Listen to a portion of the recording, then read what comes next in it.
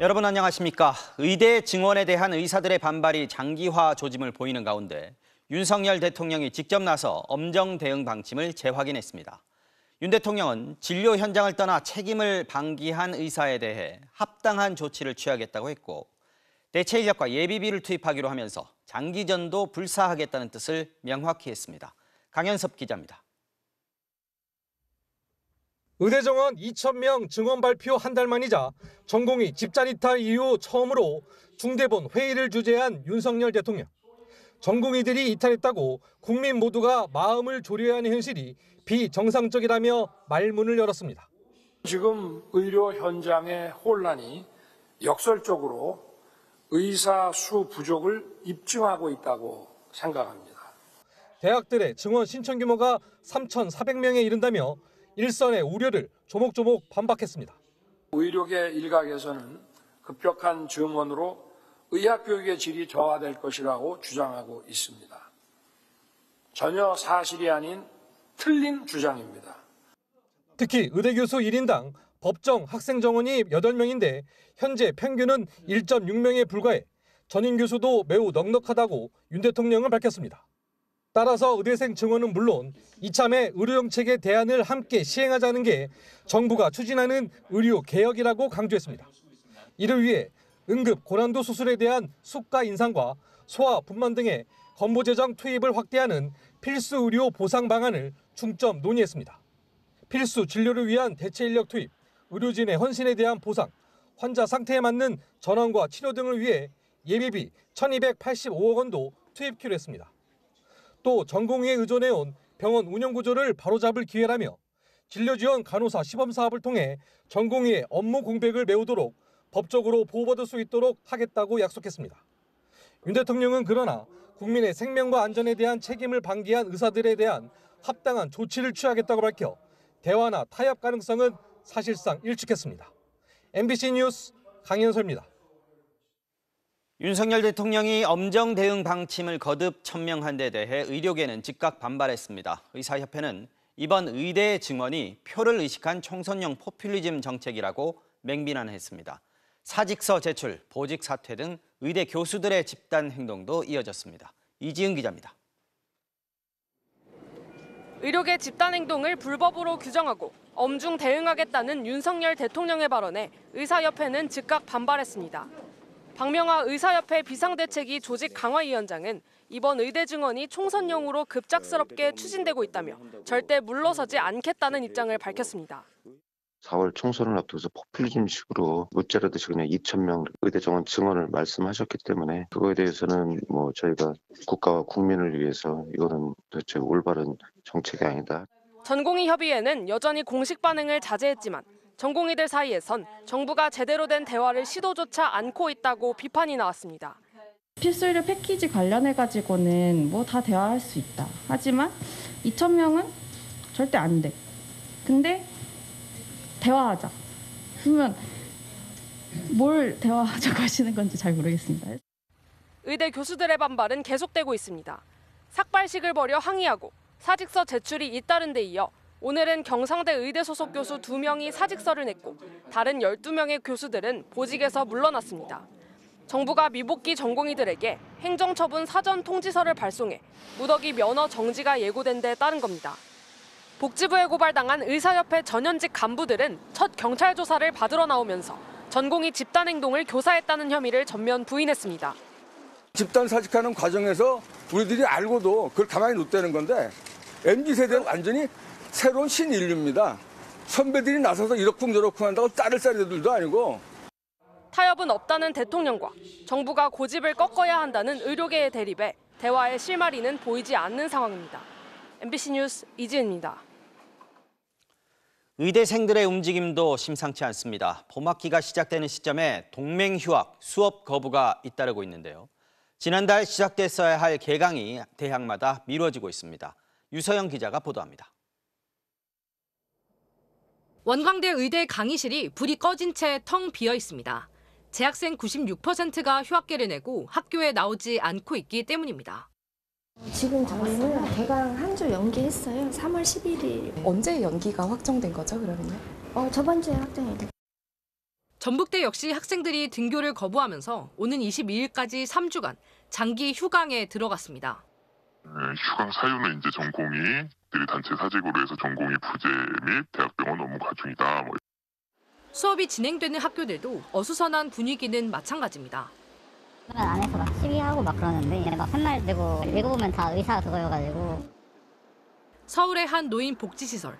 노인들의 식사를 보조하고 있는 이들은 집단 휴학에 나선 의대생들입니다. 의사의 목적으로 온 거죠. 저희가 정말 나름의 어떤 좋은 일을 저희가 누구 뭐 알리려고 한 거 아닌데 그냥 저희끼리 온 거죠. 수업 거부나 휴학으로 개강이 늦춰지기도 하면서 학생들은 자율적으로 봉사활동을 계획해 참여하고 있습니다. 대학들은 학사 운영에 차질을 막기 위해 학생들이 늦어도 3월 말까진 돌아와야 한다고 보고 있습니다. 만약에 3월 21일 전까지 이게 상황이 괜찮아지면 학생들은 그대로 그냥 등교하게 되면 수업 시간은 맞출 수 있습니다. 하지만 의대생들의 수업 거부가 장기화돼 수업 일수를 채우지 못하는 최악의 경우 집단 유급 사태가 벌어질 수도 있습니다.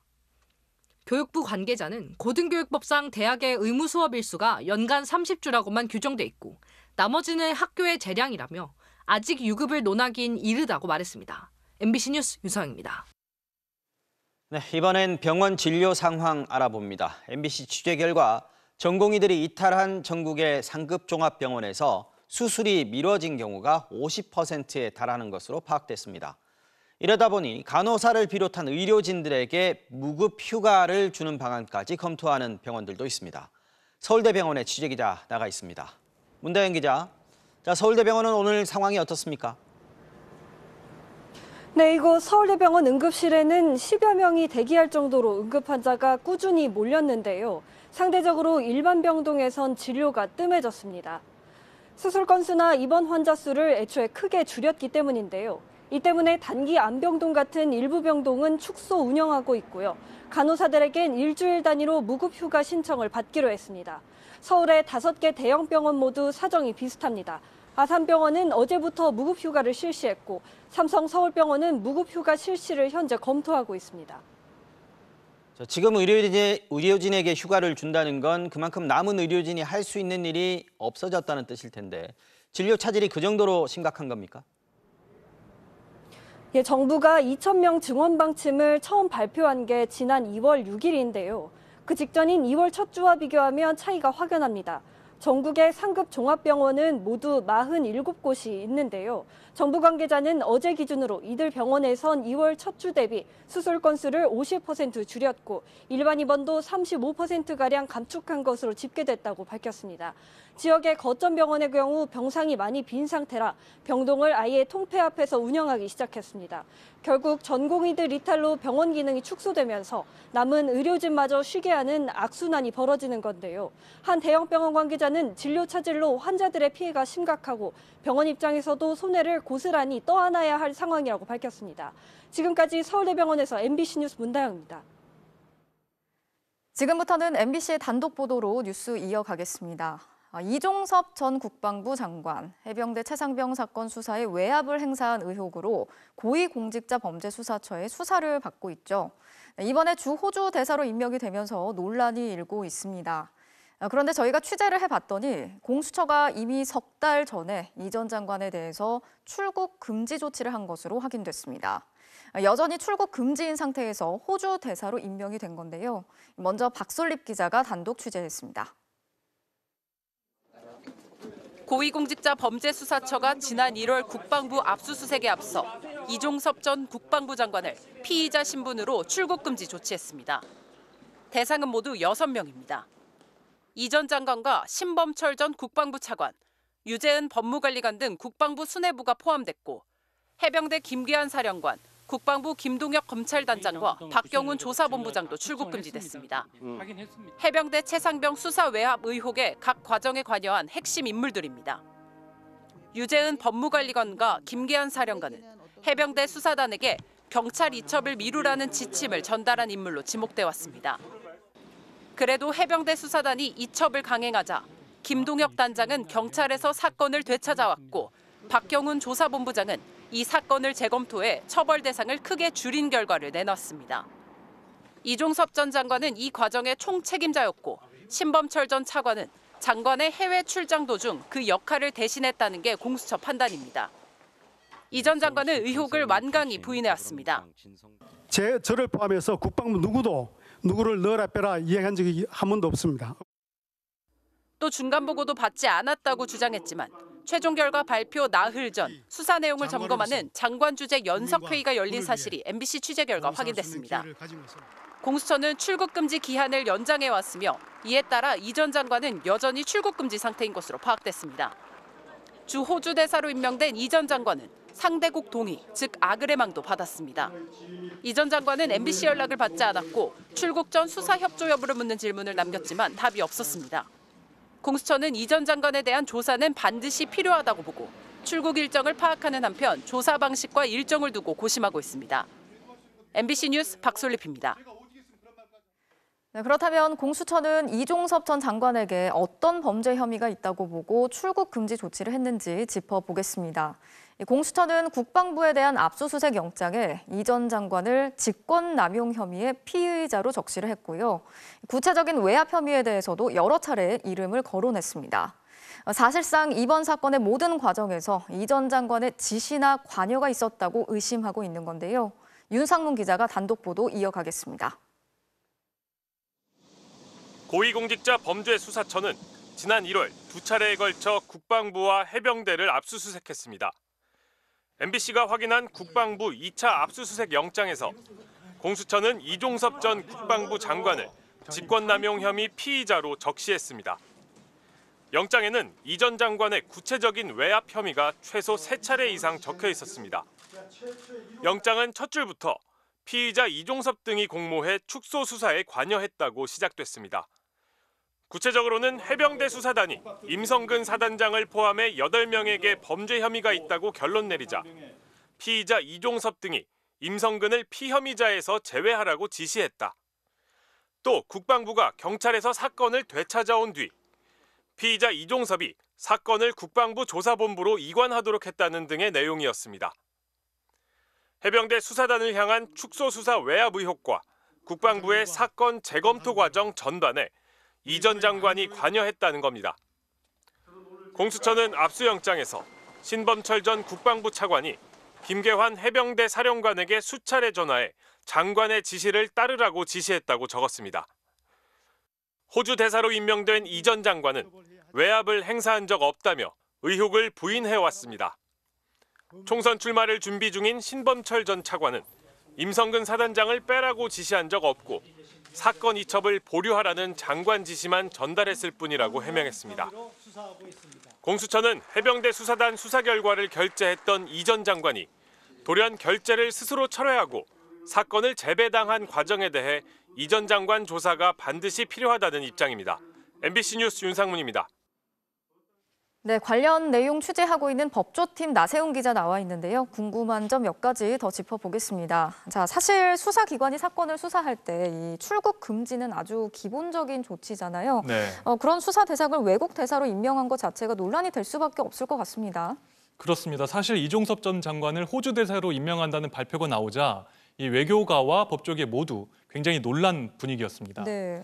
먼저 외교가에선 격이 안 맞는다는 반응이 가장 많았는데요. 현재 호주 대사는 1급 고위공무원 출신이고 호주도 우리나라의 차관보다 한 급 아래인 차관보급 외교관을 대사로 보낸 상태입니다. 네. 외교는 상호적이어서 이 급이 비슷해야 하는데 갑자기 두세 단계 위인 장관급을 보내는 겁니다. 그런데 심지어 그 사람이 수사 대상입니다. 법조계에선 이 전 장관이 출국 금지된 사실을 인사검증 과정에서 몰랐을 리 없는데 의아하다는 반응이 나왔고요. 외교부는 이 전 장관 임명 배경에 대해선 언급할 사항이 없다고만 밝히고 있습니다. 결국 이례적인 임명 강행은 최고 결정권자의 의중일 수밖에 없어 보입니다.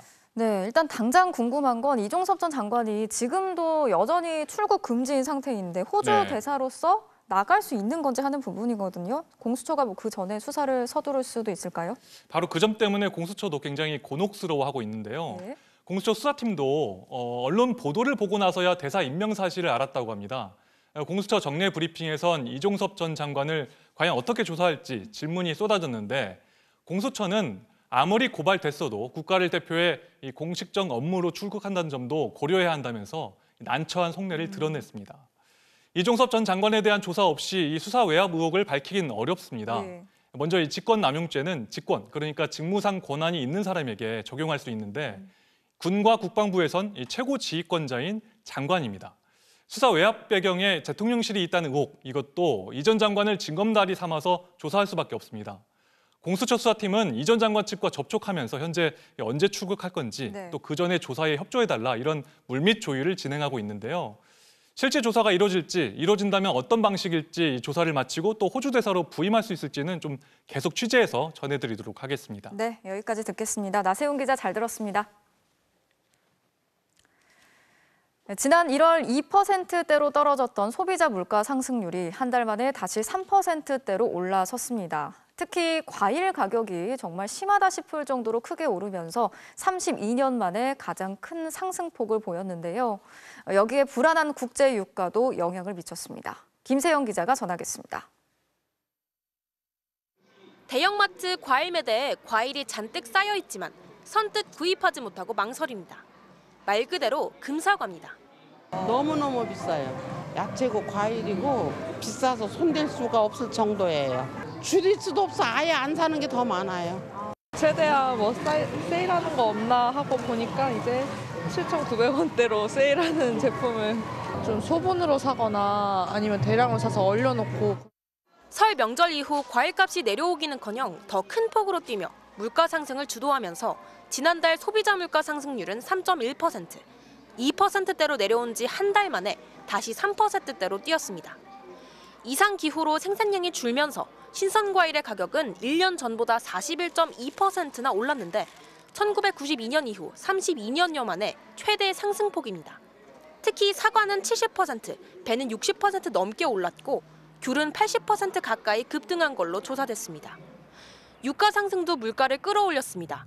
정부는 추가로 600억 원을 투입해 농산물 할인 행사 등을 지원하겠다고 밝혔지만 설 연휴에만 800억 원을 투입하는 등 연초부터 잇따라 쏟아낸 대책에도 큰 효과는 보지 못하고 있습니다. 정부는 최근 물가 상황을 엄중하게 받아들여 2%대 물가가 조속히 안착될 수 있도록 총력을 다하겠습니다. 특히 사과는 병충해 유입을 방지하기 위해 수입 자체가 원칙적으로 금지돼 있어 가을까지는 뾰족한 대책도 없는 게 현실입니다. 정부의 공급 대책으로 굉장히 많이 뛴 과일 가격이 쉽게 누그러지진 않는다는 게 이제 증명이 저는 됐다고 생각하거든요. 그러니까 3% 밑으로 떨어져도 아주 막 많이 떨어지는 그런 상황을 상정하고 있지는 않습니다. 한국은행은 당분간 농산물 등 생활 물가가 높은 수준을 이어갈 수 있다면서 물가 흐름은 매끄럽기보단 울퉁불퉁할 수 있을 것이라고 전망했습니다. MBC 뉴스 김세영입니다. 경기도 김포 감정동의 도시개발 사업에서 개발업자들이 정하영 전 김포시장 측에 수억 원대 뇌물을 건넨 의혹에 대해서 어제 전해드렸죠. 이들이 마련한 비자금의 규모가 20억 원이 넘는 것으로 보이는데요. 자금 세탁의 창구로 강원랜드 등을 이용했다는 의혹도 제기되고 있습니다. 손구민 기자의 단독 보도 보시겠습니다.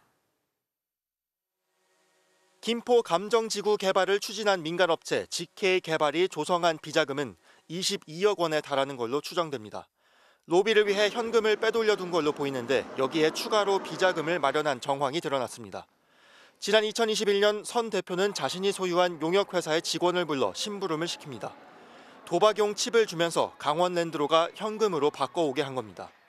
환전 금액은 5억 원, 돈의 출처를 감추기 위한 자금 세탁이 의심됩니다. 또 앞서 2019년 11월에 선 대표는 동업자에게 로비 자금이 부족하다며 돈을 빌려줄 사람을 찾아달라고 부탁했습니다. 동업자를 통해 연결된 분양대행사 대표는 선 대표에게 3억 원을 빌려줬는데 2억 원은 법인이, 1억 원은 자신이 가져갔습니다. 1억은 법인 통장으로 들어갔고 지원금으로는 선한테 5천 원 갔고 그다음에 선 와이프한테 통장으로 5천 원 갔다. 그건 개인으로 들어가면 안 될 돈이지. 자금 융통에 나선 시기는 김포도시관리공사의 출자 동의안이 김포시의회에서 부결된 뒤 재상정을 앞둔 때였습니다. 이 무렵 선 대표는 시장의 최측근인 전 김포시 정책보좌관도 집무실에서 만난 것으로 알려졌습니다. 선 대표로부터 수억 원을 받고 로비를 도와준 의혹을 받는 인물입니다. 하지만 선 대표는 취재진에게 이 사람을 전혀 모른다고 밝혔습니다. 만났었죠. 그때 만나서 도와주겠다고 하더라고요. 그리고 나서 일이 순조롭게 풀렸죠. 결국 2019년 11월 민관 합동 개발에 반대했던 일부 시의원은 이후 입장을 바꿨고 이듬해 1월 시의회는 출자 동의안을 통과시켰습니다. 로비 자금이 이모 전 보좌관에게 전달됐다는 관련자 진술이 있는 만큼 검찰은 더불어민주당 소속 정하영 전 김포시장과 당시 시의원들에게도 자금이 흘러갔는지 수사하고 있습니다. 이에 대해 정 전 시장은 자신의 SNS에 특혜 의혹을 재차 부인하면서 마지막까지 성실한 자세로 수사에 임하겠다는 입장을 밝혔습니다. MBC 뉴스 송구빈입니다. 네, 상대적으로 큰 소음이 없었다고 평가되어 국민의힘 공천에서 막판에 큰 소리가 나오고 있습니다. 대구와 서울 강남 등 공천 발표를 미뤄온 이른바 텃밭 지역에서 현역 의원들이 대거 탈락했기 때문인데요. 일부러 김건희 여사 특검법 부결을 마무리 지은 뒤에 현역 의원 탈락을 발표한 거 아니냐는 해석도 나오는데 국민의힘 측은 관계없다고 했습니다. 손하늘 기자입니다. 박근혜 전 대통령의 최측근 유영하 변호사에게 밀려 경선도 없이 컷오프된 대구 달서갑 홍석준 의원이 공개 반발했습니다. 정말 비통한 심정으로 오늘 이 자리에 섰습니다. 공정한 시스템 공천 대원칙이 저는 깨졌다고 생각합니다. 고동진 전 삼성전자 사장 전략공천으로 탈락한 서울 강남병 유경준 의원은 당에 이의 신청을 했습니다. 경쟁력 조사 1위인데도 탈락한 데 대해 친유승민계로 여겨져 불이익을 당한 게 아니냐는 해석도 나왔습니다. 숨은 뜻은 제가 알 수가 없고 고동진 전 사장이란 분이 그거 면접을 들어갔다 해서 그때 이건 뭐가 잘못되는구나.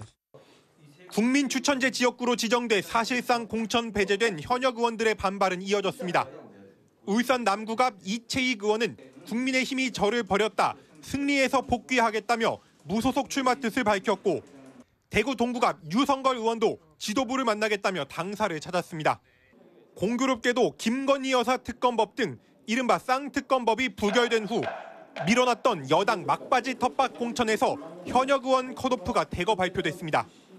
국민의힘 공천관리위원회는 공천 배제된 후보들의 경쟁력이 당 지지율보다 낮았다는 사실까지 공개하면서 시스템 공천에 따라 하다 보니 그렇게 됐을 뿐이라고 했습니다.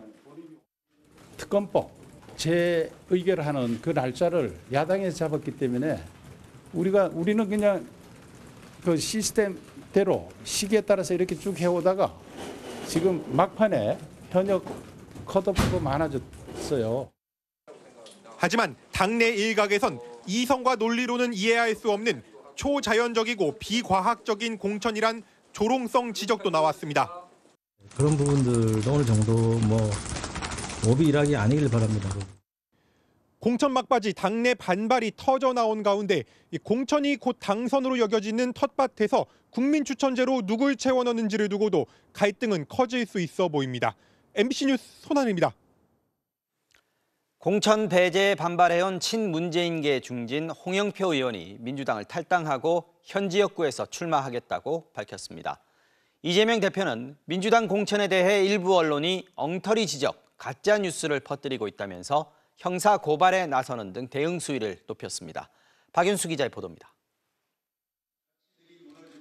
원내대표를 지낸 친문재인계 중진 홍영표 의원이 공천 배제에 반발하며 민주당을 탈당했습니다. 저는 오늘 민주가 사라진 가짜 민주당을 탈당합니다. 부당한 공천, 막다른 길 앞에서 더 이상 제가 민주당에서 할 수 있는 일이 없다고 판단합니다. 앞서 탈당한 서른 의원 등과 이른바 민주연대를 꾸린 뒤 이낙연 대표의 새로운 미래와도 협력할 뜻을 밝혔습니다. 현 지역구인 인천 부평을 해서 다시 출마하겠다며 이재명 대표가 나오는 인근 계양구 쪽에도 악영향이 있을 거라고 했습니다. 홍영표의 처지에 대해서 사람들이 분노하고 정말 저거 억울하겠다 이런 생각을 많이 하는 것 같습니다. 이게 당연히 저는 다른 옆에 선거구까지 영향을 미칠 거다. 이재명 대표는 서울 양천갑 지원에 나섰습니다. 이 지역은 문재인 정부 장관 출신인 황희 후보가 출마합니다.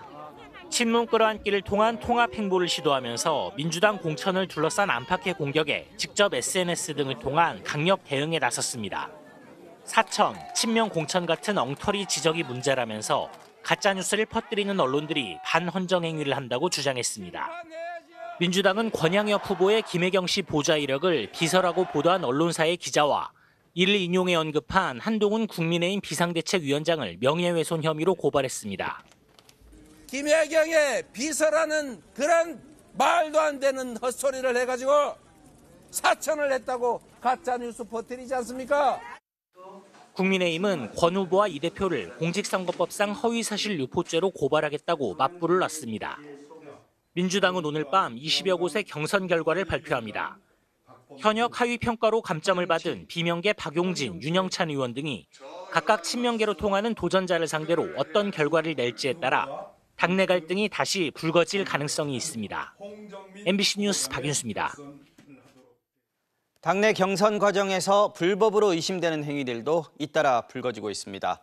경선 결과를 좌우하는 여론조사에 대해 더 많은 득표를 하기 위해서 이중투표를 유도했다는 고발이 여야 모두에서 나왔습니다. 신재웅 기자입니다. 지난 4일 오전 전남 나주 화순 선거구의 신정훈 민주당 현역 의원이자 예비후보가 지지자로 보이는 시민들을 상대로 한 발언입니다. 권리당원입니다. 그렇게 해버리면 끊어져 버려요. 아시죠? 그러니까 권리당원이 권리당원 정치에 참여하고 또 시민 그렇게 연락하면 우리가 권리당원 아닙니다. 그렇게 눌러야 된다 이 말이에요. 권리당원이란 사실을 숨겨서 권리당원 자격과 일반 시민 자격으로 2번 투표를 하면 2표를 얻을 수 있습니다. 신 예비 후보는 이중투표 유도 발언을 한 적 있냐는 질문에 없다고 부인했습니다. 이중투표요? 예. 그런 경우 없는데 공개적인 자리인데 어떻게 그런 이야기를 합니까? 녹취 내용을 보내준 뒤 다시 입장을 물으려고 5차례 전화했지만 받지 않았고 문자에도 답을 주지 않았습니다. 국민의힘 경선이 끝난 충북 제천 단양에서도 이중투표 권유 공방이 일었습니다. 경선에서 현역인 엄태영 의원에게 패배한 측은 엄 의원 지지자들로 보이는 단체 대화방 내용을 공개하며 엄 의원과 관계자들을 경찰에 고발했습니다. 일반 시민 여론조사 시 책임당원이 아니라 하면 된다라는 취지의 글을 수차례 게시하는 등 이중투표를 지시, 권유, 유도하였습니다. 엄 의원 측은 전혀 사실이 아니다. 이중투표를 할 수도 없고 독려할 이유도 없다고 부인했습니다. 민주당의 전북 전주병 경선에 나서는 정동영 전 의원은 지난해 12월 여론조사 전화를 받으면 나이를 20대로 해달라고 말한 음성 파일이 공개됐습니다. 공의 전화번호 어떻게 받아주시겠습니까? 기왕 한 가지 거기다 첨가하면 그 모레는 여러분은 다 20대입니다. 20대. 왜 20대냐? 여러분 나이를 정직하게 얘기하면 딱 떨어져 버려요. 정 예비 후보 측은 정치 참여를 독려하기 위한 농담성 발언으로 당시 자연인이라 선거법과는 무관하다고 해명했지만 경선 경쟁자인 김성주 의원은 여론을 왜곡하는 낡은 정치를 청산해야 한다며 경찰에 고발했습니다. 민주당 선거관리위원회도 해당 사안을 논의 중이라고 밝혔습니다. MBC 뉴스 신재용입니다. 국회 부의장인 국민의힘 정우택 의원의 돈봉투 수수 의혹을 둘러싼 진실 공방이 다시 거세지고 있습니다. 봉투를 건네는 모습이 공개됐던 카페 사장은 처음에는 돈봉투를 준 건 맞지만 곧 돌려받았다며 뇌물 의혹을 부인했는데요. 오늘은 말을 바꿔 돈을 돌려받았다고 말한 건 정 의원 측이 회유했기 때문이라고 주장했습니다. 정우택 의원은 카페 사장이 거짓말을 하고 있다고 반박했습니다. 김은초 기자의 보도입니다. 충북 청주의 한 카페 별관. 한 남성이 흰 봉투를 내밀자 다른 남성이 몇 차례 거절하는 듯 하더니 뒷주머니에 넣습니다. 봉투를 건넨 건 이 카페 사장, 받은 사람은 정우택 국회 부의장입니다. 정 부의장과 보좌관 일행이 카페 사장에게서 소고기와 양주 등 식사 대접을 받던 자리에서 찍힌 CCTV 영상입니다. 당시 카페 사장은 상수원 보호구역에 가게를 차렸다가 주변 신고로 영업이 어려워지자 정 부의장에게 해결을 부탁했습니다. 열심히 쫓아다니면서 도와주려고 했는데 안 되는 건 안 되는 거잖아요. 안 된다고 했더니 이렇게 뭐 힘이 있는데 뭐. 그런데 최근 카페 사장의 지인이 돈봉투 영상을 언론에 제보하자 정 부의장은 봉투는 받은 당일 돌려줬고 며칠 뒤 따로 공식 후원금을 받았다고 해명했습니다. 그날 만나서 무슨 청탁을 했다든지 이런 자리가 전혀 또 아니었고. 카페 사장도 의혹이 불거지자 준 봉투는 돌려받았고 정상적인 후원금을 보냈다며 의혹을 부인했습니다. 당사자 해명에 의혹은 잦아드는 듯했지만 사장은 또 다른 입장을 털어놨습니다. 저희가 이제 돌려받지 않았어요. 후원계좌 올린 거 있고 저희가 못 드린 거는 드린 것들이 있어요. 그리고 오늘 경찰 참고인 조사를 앞두고 카페 사장이 기자회견을 자청했습니다. 당초 사실과 다른 해명을 한 건 정 부의장 측에 회유가 있었고 보복이 두려웠기 때문이라고 밝혔습니다. 의뢰인이 정우택 의원과 보좌관에게 준 돈 중에 지금까지 돌려받은 것은 한 푼도 없습니다. 또 후원금 계좌를 문자로 보내와가지고 후원금 좀 해라 해서 그냥 했다고 합니다. 또 봉투에 든 100만 원과 후원금을 비롯해 모두 800만 원을 건넸다는 당시 자필 메모도 모두 사실이라고 주장했습니다. 이게 수사가 되고 또 나중에 재판이 되면 한 번 거짓말하기 시작하면 끝까지 거짓말하기가 사실 어려운 상황이 되거든요. 그래서 정우택 부의장은 카페 사장이 말을 번복해 신빙성이 없다며 수사 과정에서 진실이 밝혀질 거라고 말했습니다. 도대체 10일 사이에 무슨 일이 있어서 그 일을 손바닥 뒤집듯이 또 딴 거짓말을 하는지 저는 반드시 그 뒤에 저는 배후 세력이 있다고 봅니다. 정 부의장은 앞서 의혹을 보도한 기자들을 명예훼손 혐의로 고소했고 시민단체는 정 부의장을 뇌물 혐의로 고발했습니다. 경찰은 카페 사장에 대한 조사를 시작으로 본격적인 수사에 들어갔습니다. MBC 뉴스 김우초입니다. 많은 주에서 한꺼번에 대선 경선이 치러진 미국의 이른바 슈퍼 화요일.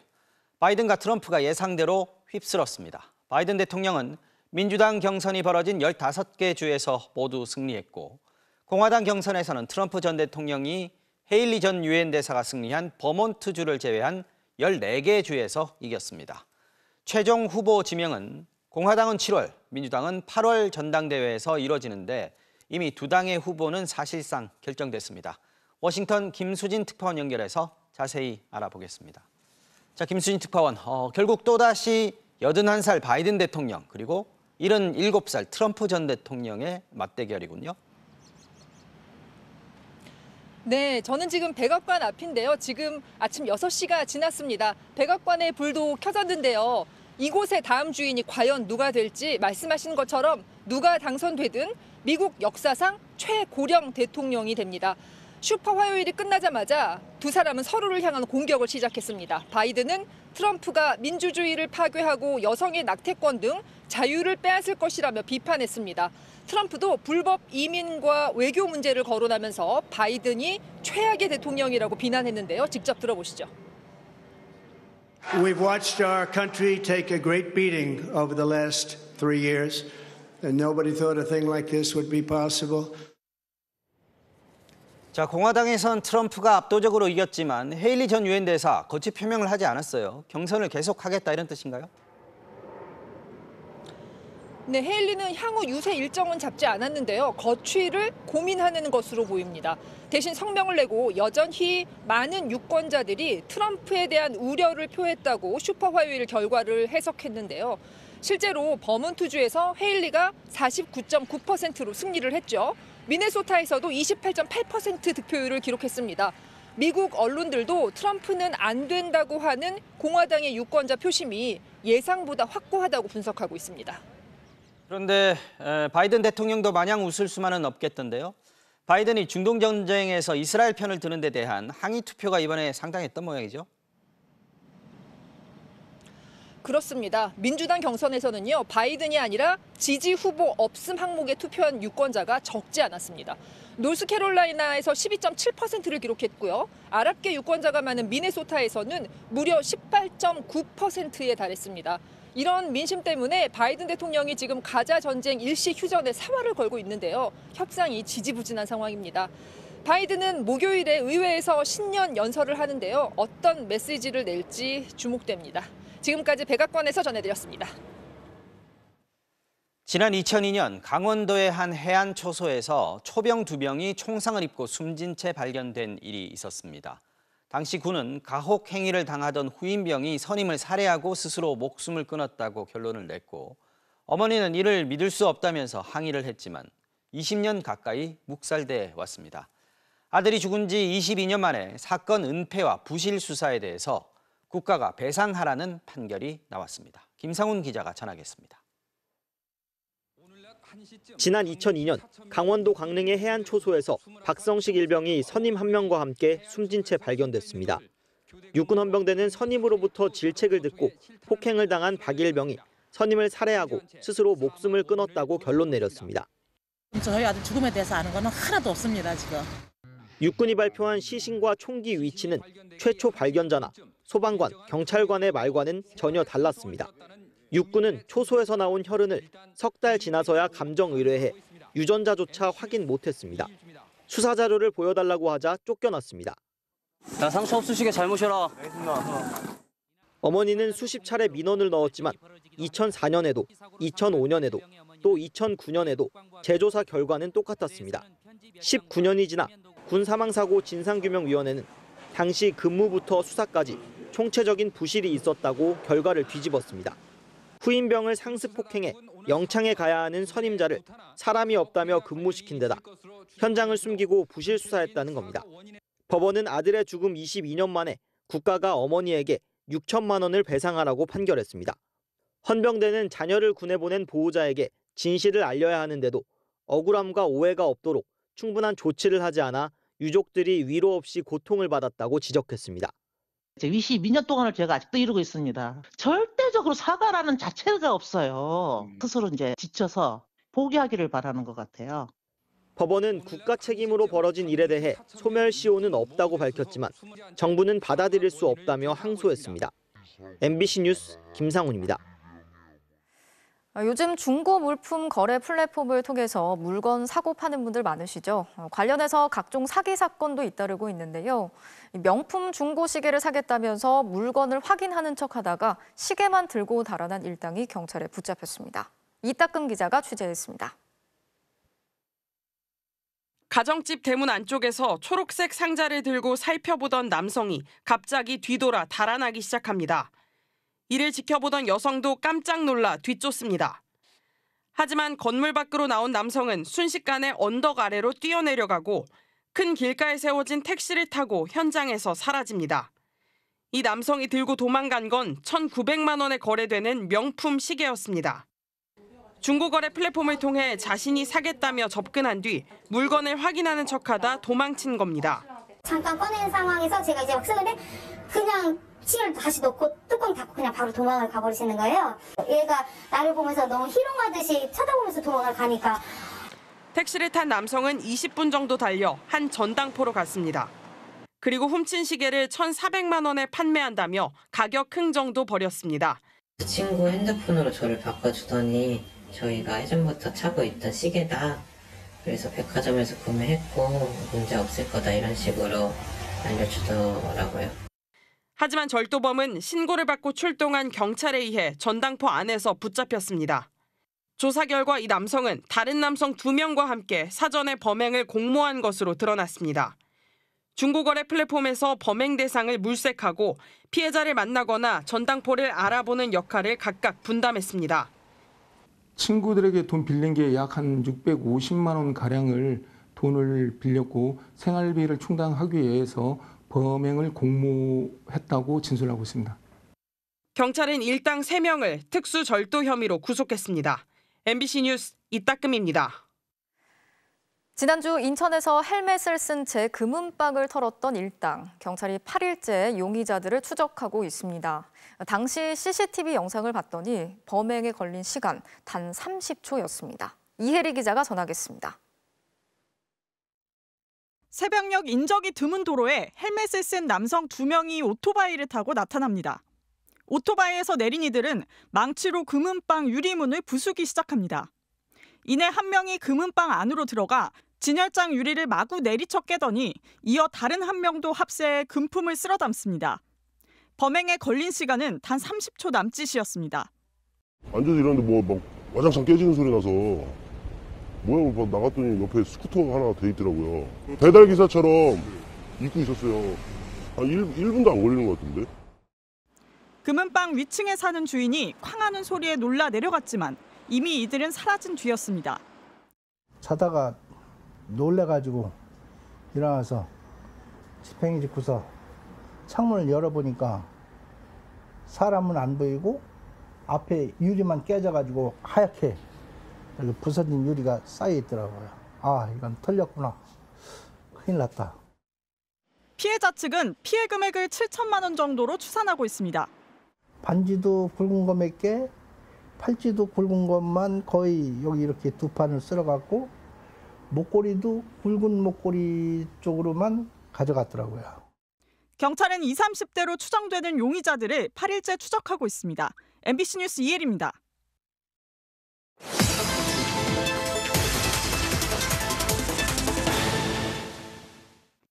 뉴욕 특파원 임경아입니다. 저는 지금 미국 서부 샌프란시스코에 와 있습니다.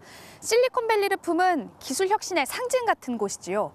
이곳에서는 지난해 8월부터 전 세계 최초로 24시간 유료 자율주행 택시 영업이 허가가 됐습니다.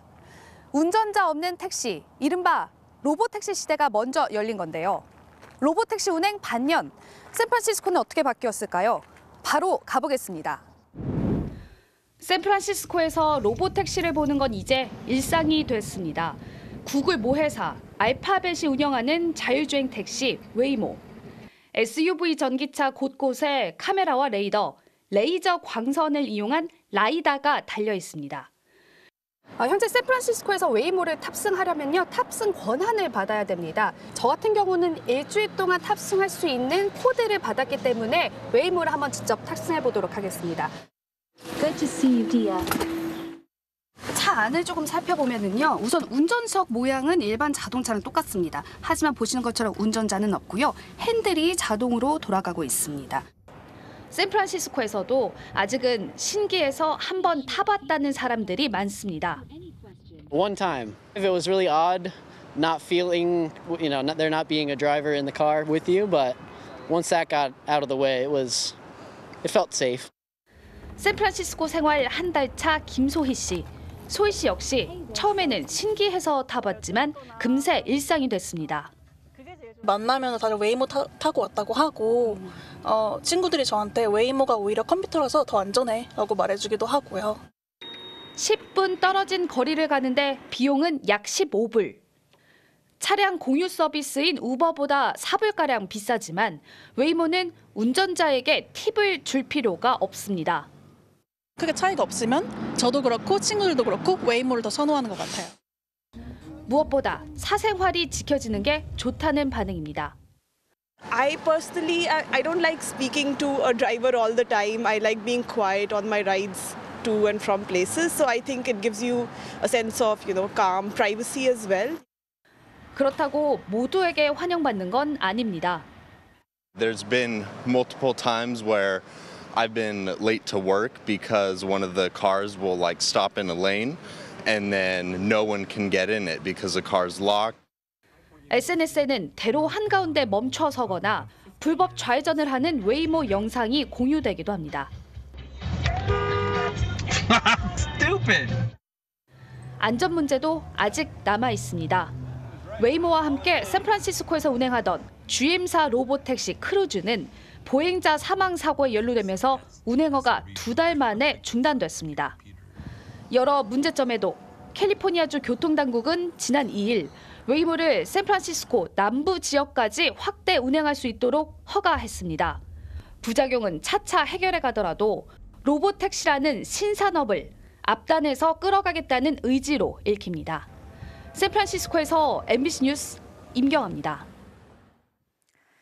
일제강제동원 피해자들에 대한 배상 문제 해법으로 정부가 1년 전 제3자 변제안을 발표했죠. 일본 기업이 줘야 할 배상금을 우리 정부가 대신 주겠다는 방안인데요.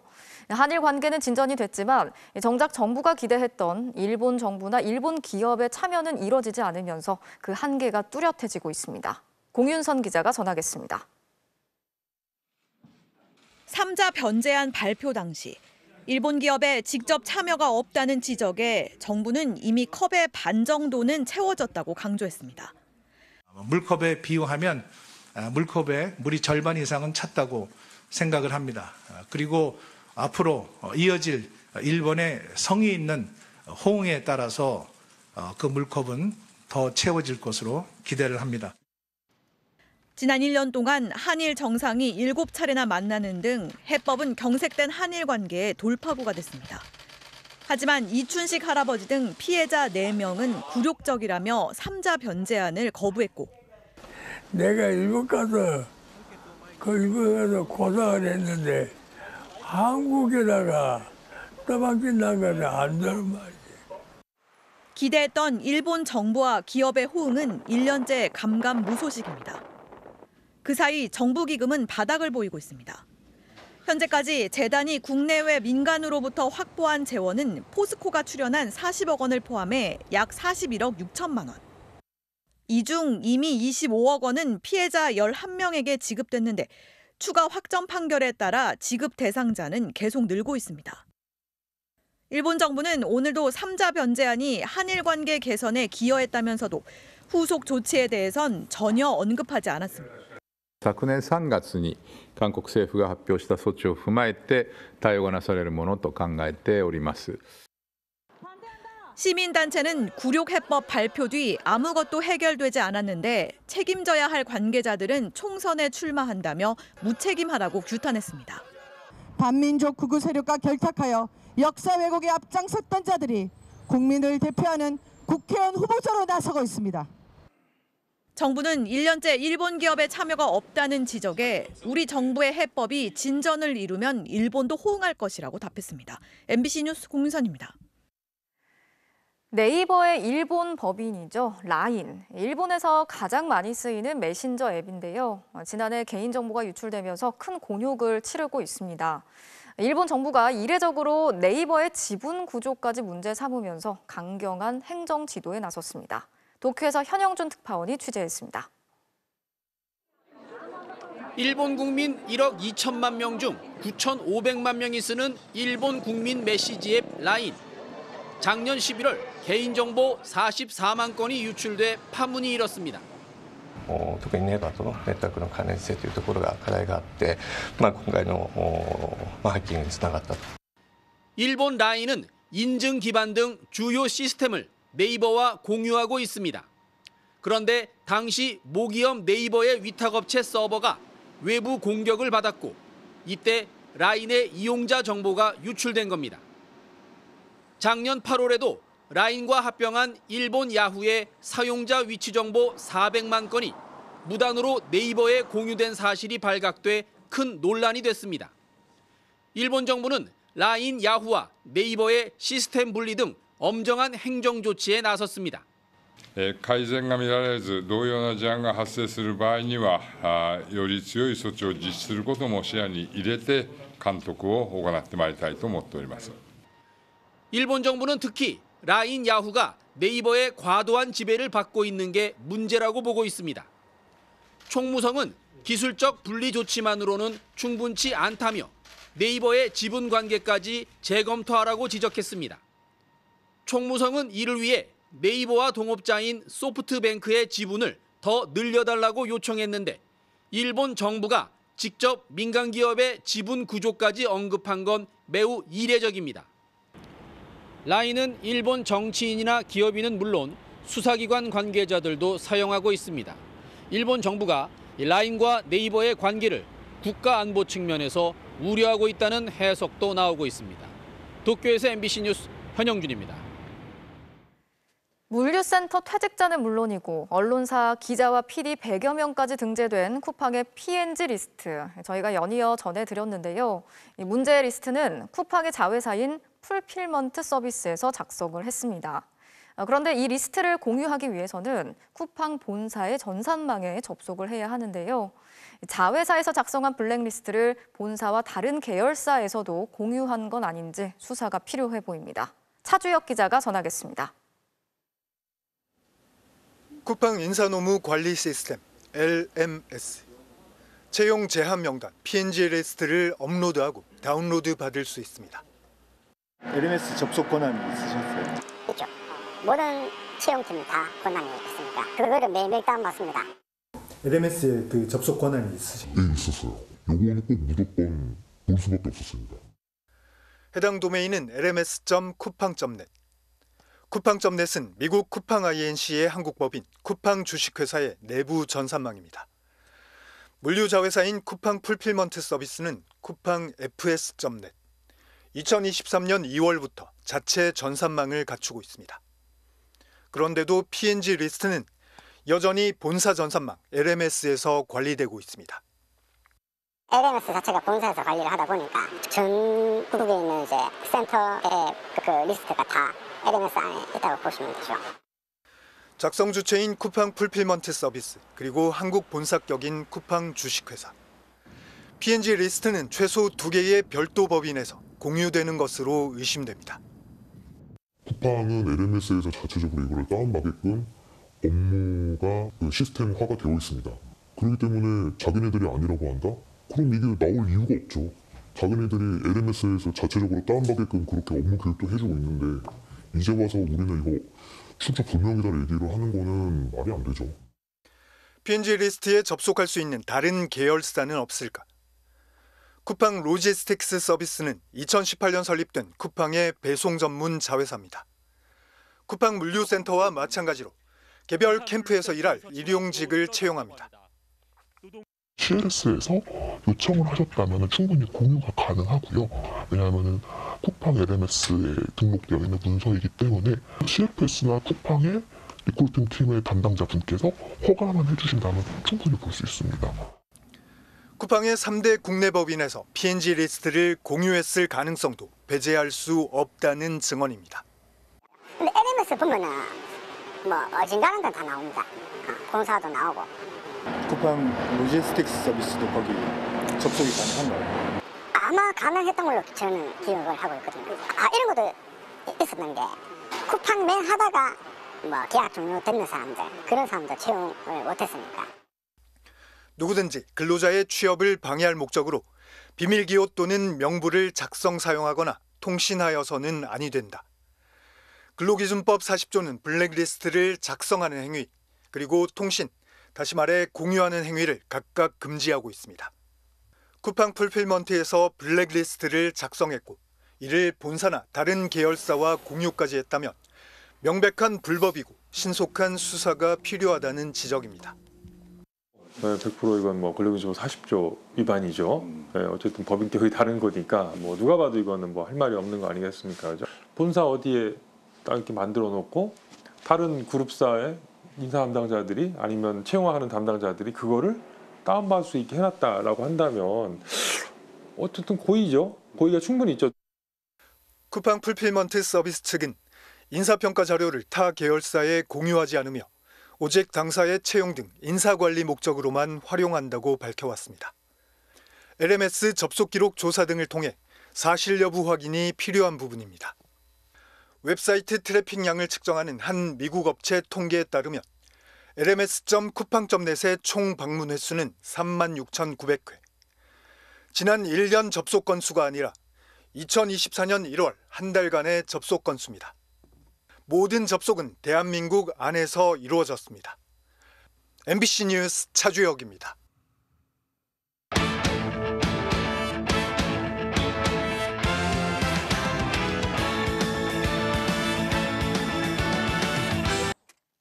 현역 최고령 투수가 되는 삼성 라이온즈의 오승환 선수. 마무리 투수 자리를 두고 경쟁하는 낯선 상황이지만 마지막 불꽃을 태우겠다는 자신감이 확실합니다. 오키나와 현지에서 이명노 기자가 만났습니다. 마운드에 FA로 2년 계약을 맺은 오승환. 최고령 투수로 관심을 받지만 여느 때처럼 묵묵히 몸 만들기에 한창입니다. 유현진도 아닌데 왜 카메라가 이렇게 있어서. 지난해 굴곡을 겪으며 기대에 미치지 못했던 오승환. 결국 김재윤과 임창민을 영입하면서 삼성은 마무리 출신만 3명을 보유하게 됐습니다. 오승환에게 주전 마무리가 정해지지 않은 경쟁 상황이 낯설지만 그래도 달라진 건 없습니다.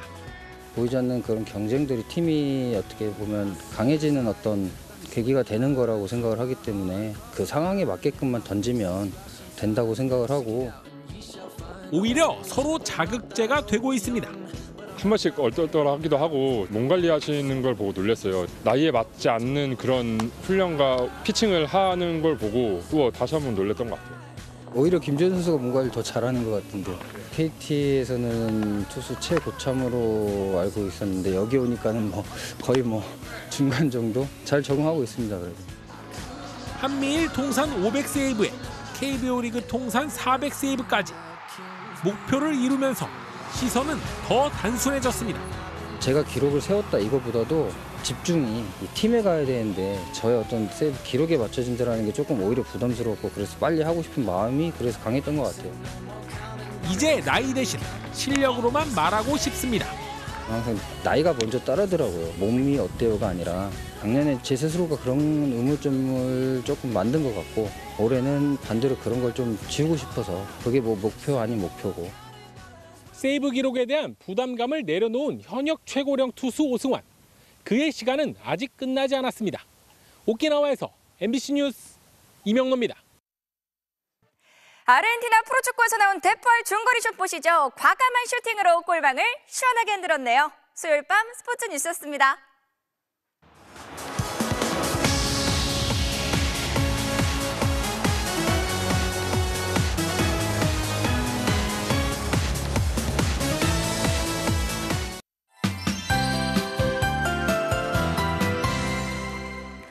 활짝 핀 매화꽃이 봄마중을 나왔습니다. 매화축제를 이틀 앞두고 광양에서는 이 순백의 매화꽃이 온 마을을 감싸고 있는 모습입니다. 서울 도심에도 봄이 오고 있습니다. 청계천에서는 노란 산수유가 활짝 꽃피었는데요. 내일은 꽃샘추위를 불러올 비구름이 지나겠습니다. 비나 눈은 아침에 오기 시작해 밤이면 대부분 그치겠는데요. 예상 적설량은 경기 북동부에 1cm 안팎이 되겠고 강원 산지는 최고 5cm가량의 눈이 더 내리겠습니다. 서울은 출근길 무렵 산발적으로 빗방울이 떨어지다가 낮부터는 가끔 비가 오겠습니다. 내리는 양은 1mm 안팎으로 적겠는데요. 다만 도로에는 살얼음이 얼 수 있어 조심하셔야겠습니다. 금요일부터는 날이 반짝 추워질 텐데요. 오늘 서울의 아침 기온은 영상 2도를 웃돌았지만 특히 토요일에는 영하 3도까지 떨어지겠습니다. 내일은 전국의 하늘빛이 온종일 흐리겠습니다. 아침 최저 기온은 서울이 2도 등으로 오늘과 비슷하겠습니다. 낮 최고 기온은 서울이 8도, 대구는 10도까지 오르겠습니다. 주말 동안 날은 반짝 춥겠지만 하늘빛은 내내 맑겠습니다. 날씨였습니다. 수요일 뉴스데스크 마치겠습니다. 함께해 주신 여러분 고맙습니다.